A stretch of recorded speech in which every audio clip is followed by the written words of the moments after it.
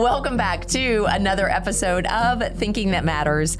I'm Elizabeth Mahusai, your show host, and you caught me kind of coming on here laughing because this is number 3 in the series that I'm doing with my friend Lisa Hammett. And if you have not watched the first 2, I mean, come on, Lisa. You're so missing out.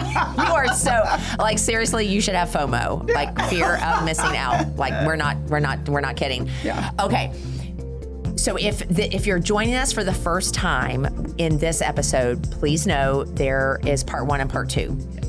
For the sake of them not jumping out, review for us our definition of habit from which we are working. Okay.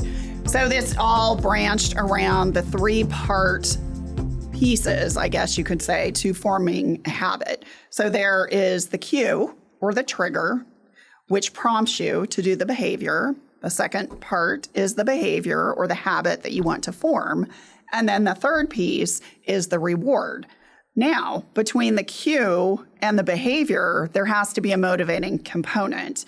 And if you have not picked up James Clear's book, Atomic Habits, I highly suggest because he expands on a lot of what we talk about. But that's in essence the foundation of habits and what we've been discussing the past 2. And so in episode 1, we talked about how to start one's day well and what would be some habit stacks that a leader could embrace in order to have a great start to their day. In episode 2, we talked about what can be done throughout the day. We talked about PQ reps. You'll have to go listen if you want to know more. We talked about PQ reps. We talked about things that we say to ourselves, questions that we can ask ourselves. We laughed over the power of pause. Yes, we did. But it's about how can we effectively engage in brain disruption, or I call it thinking disruption, in order to increase our productivity and our ability to manage in the here and now. So in this episode, we want to hit on ending the day well. And there's so many ways that we can approach this, and there are so many aspects to it. But I'm going to kick it to you first. Okay. So what's the first thing that comes to your mind when you think about ending the day well? And by the way, by ending the day, that could be ending your workday. It could be ending the day completely. I'm going to leave it open-ended. Okay. I'll try to do this into bullets for sake of time. The first thing is when you leave your office, whether it's in your house or it's in a workplace, that's it. Don't take your stuff with you. I mean, unless there are exceptions, obviously, if you're on call for something. Right. There are exceptions, but don't perpetuate the habit of checking your email and your messages and all of that once you leave the office, because you're not stopping your workday, basically. You're continuing, and that is one reason why people get burnt out, because they never that leads to burnout, and you know all about that. It does. So you have to disconnect, whatever that looks like. And then secondly is, watching what you're eating and drinking right before you go to bed.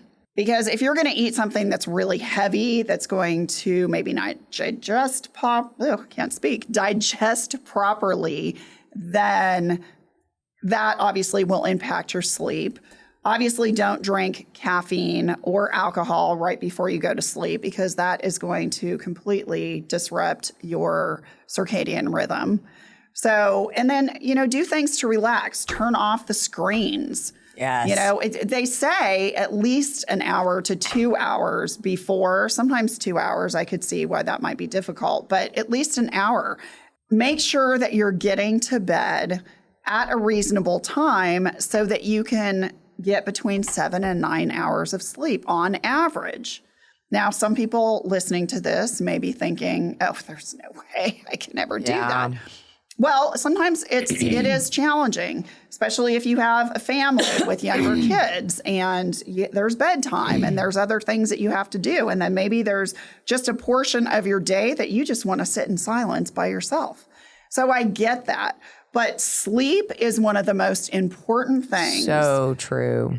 In ensuring that you're ending the day right. And I won't go into all those details on how to get a good night's sleep. And then a practice that I believe is powerful is when you're in bed getting ready to sleep, is think about 3 things in your day that you're grateful for. What are 3 things? If you had a crappy day, which we can, okay, you have a comfortable bed. You have running water. Yes. You have a roof over your head. You have a home. You have a home. Yeah. So it could be something like that. Or it could be, what's a win that you had that day? And it doesn't have to be monumental, but maybe you had a conversation that you had been putting off for a while. Or maybe you started a project that is rather large and you've been putting that off. Or, what have you. Something. Yeah, I agree. I love that. I like the admonition to disconnect when work is done. And also too, like at what point are we disconnecting from the screens? I think it is super helpful to leverage the technology functions of turning off notifications, going into quote sleep mode, right? Earlier, right? You're not actually physically in bed yet, but you stop receiving the notifications and the dings and the bells and all the things. I think those are things that can happen automatically. You can set them to happen automatically. They really do make a difference. I want to speak to more also about what you were saying about watching what you eat and you drink. One of the things that I learned recently, I say recently, within the last year, I just had to make some important shifts. That's how I'll say it, in my own fitness routine, my eating. And one of the things that I learned in trying to shift all of that was your digestive system needs time to rest. So for example, part of the way I end my day better and my sleep is better is that we tried to start eating earlier, like our dinner earlier. And then I try to time it where I have 12 hours between the last thing that I put in my mouth and the first thing that I put in my mouth in terms of food the next day. And that has made a huge difference in how I end my day. They say minimally not eating anything at least an hour and a half before you go to bed, to your point, because it impacts your body's ability to digest where that is concerned. So I think those are really good. I want to tag on to your wins for the day. When I read Dan Sullivan and Dr. Benjamin Hardy's book, The Gap and the Gain, one of the exercises that they encourage in that book is at the end of the day, write 3 wins for the day. And to your point, it doesn't have to be substantial. No. It could be a small win. And then you write those, you record those 3 wins, and then you also write 3 wins you want to have the next day. And I was like, that intrigued me. Because what they were talking about when I was listening to the book, they were saying that the brain is literally at work while we sleep. And so when you're recording 3 wins that you want to have for the next day, who knows what's happening during your sleep time and how the brain is thinking about the accomplishment or what it would look like for those pieces. And your point about 7 to 9 hours of sleep, the other thing that I'm learning is that the brain has this mechanism of, quote, washing itself, and it needs to have time to do that. It does. And so 3 wins for the day and 3 wins that I want to have the next day, that has been a game changer for me, to really allow my brain to just be able to calm down, if that makes sense. Because I'm always thinking and processing and planning and, I'm sure Fred would say, that's my husband. For those of you who don't know that, he'd probably be saying, what am I? I'm also trying to think about what I can control. Which you and I both know, the older we get, the more we recognize pretty much nothing. Yes, exactly. Aside from our thinking. We can control our thinking. But anyway, so those are excellent. I love that. So I just wanted to add 3 wins for the day, 3 wins that we anticipate for the next day. I like that. Something else that they suggested in that book, and I don't know if you've done this, you probably have. I have a journal where I write, they say write I want statements. I like writing them as I intend to or I am statements, right? Yeah. And I'm going to give you one example that I have been working on. Because Fred would tell you that I drive the way that I try to achieve. I mean, my joke is I self-identify as Marie Andretti. You know, like I could drive a race car on a track. Like I think that would be exhilarating. I could see that. I could. So one of the statements that I started writing, so I started doing this activity where I'm writing I am or I intend to statements is I am a calm and safe driver. Nice. I love that. But here's the thing. Because I'm writing it every night, that's one of the things that I write. I am a calm and safe driver. Do you know that when I'm behind the wheel of my Toyota Sequoia, so I drive a big vehicle, so often that comes into my mind and I will verbalize to myself, Elizabeth, you are a calm and safe driver. It disrupts my brain from going, you could go right, you could go left, you could get in front. I mean, it's going to save you all of 4 seconds, hands down. And what a difference that's going to make.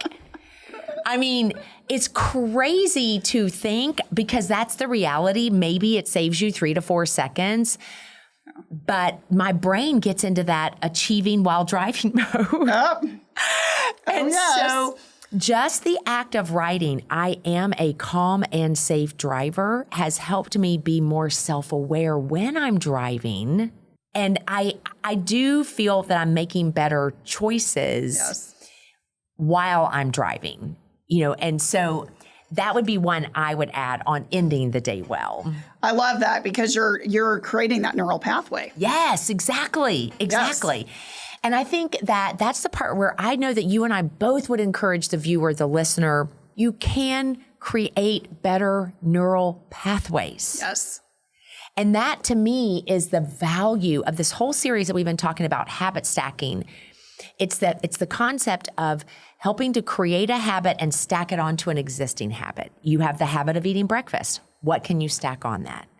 I have the habit of brushing my teeth. Well, I mean, I know you do too, but right. But while brushing my teeth, I have the habit of reading a devotional, right? So it's taking an existing habit and stacking something onto it and allowing that to help us be better, especially in the leadership space. Yes. So as we wrap up this series, when you think about the work that you've done, whether it's in HR, in that healthcare space, or with your one-to-one clients, or even just our own shared experience in networking, what would be your encouragement challenge for the viewer, listener, as it relates to developing habits that can stick in their life?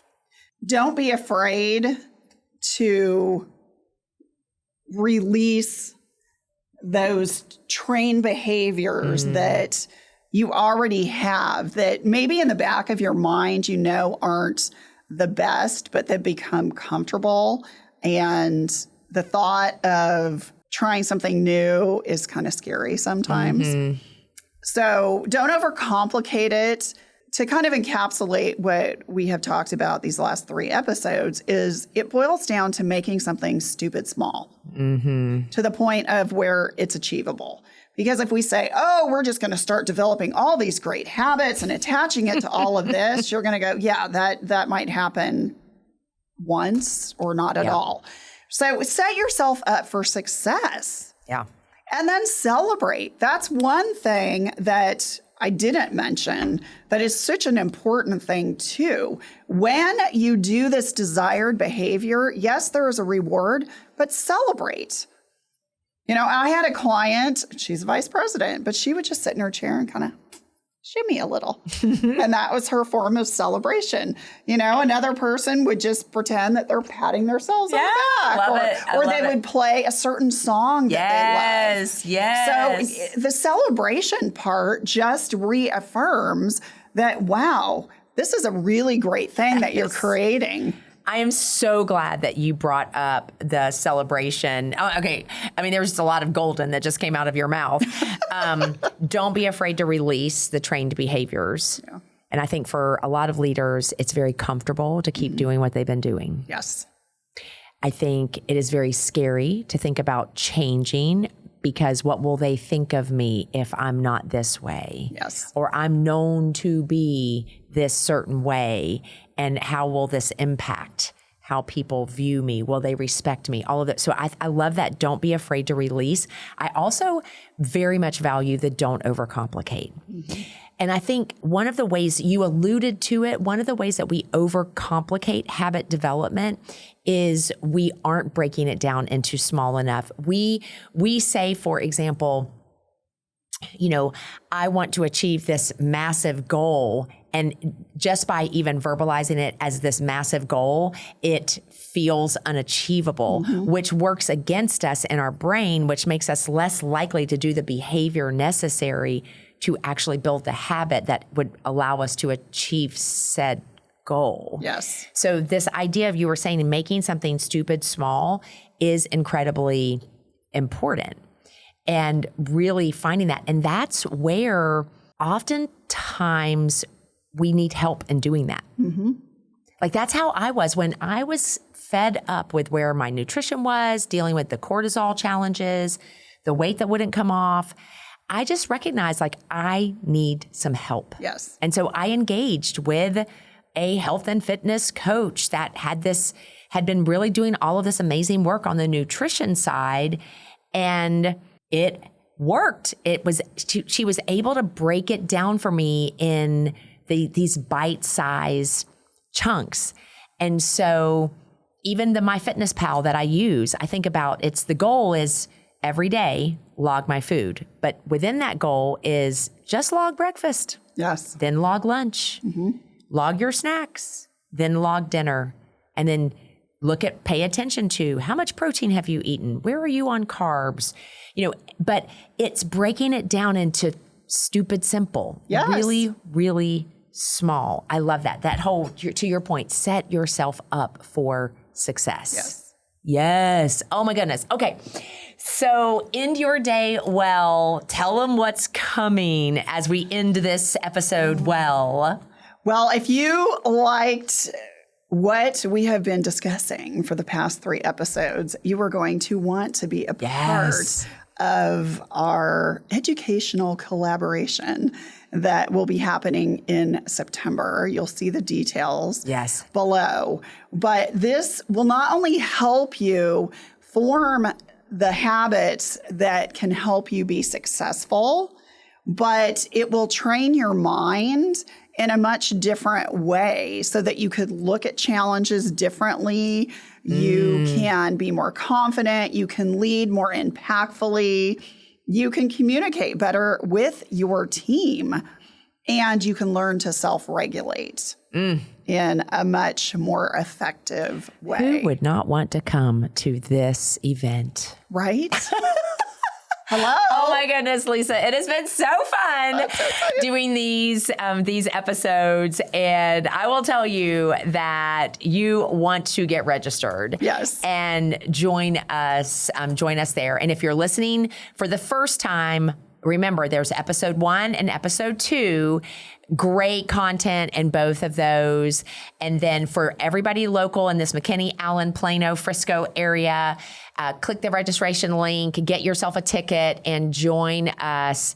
And because we are excited to help you in developing habits that are really going to have a massive impact in your life and in your leadership. Appreciate you so much, right back Lisa. Thank you all for tuning in. Like and subscribe to the podcast. Leave us a comment. What impacted you today? What are you implementing to end your day well? And I will look forward to seeing you back here on another episode of Thinking That Matters.